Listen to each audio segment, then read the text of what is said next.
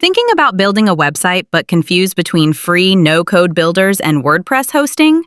Let's break down the real difference in under 2 minutes. Platforms handle everything for you: hosting, design, and updates. Pros: super easy to use, no setup needed, free to start. Cons: limited customization, platform branding, restricted features, no real hosting control. Great for quick personal or temporary sites. With WordPress hosting, you own your website. You get full design and feature control, thousands of plugins and themes, better SEO options, easy scaling for traffic and business.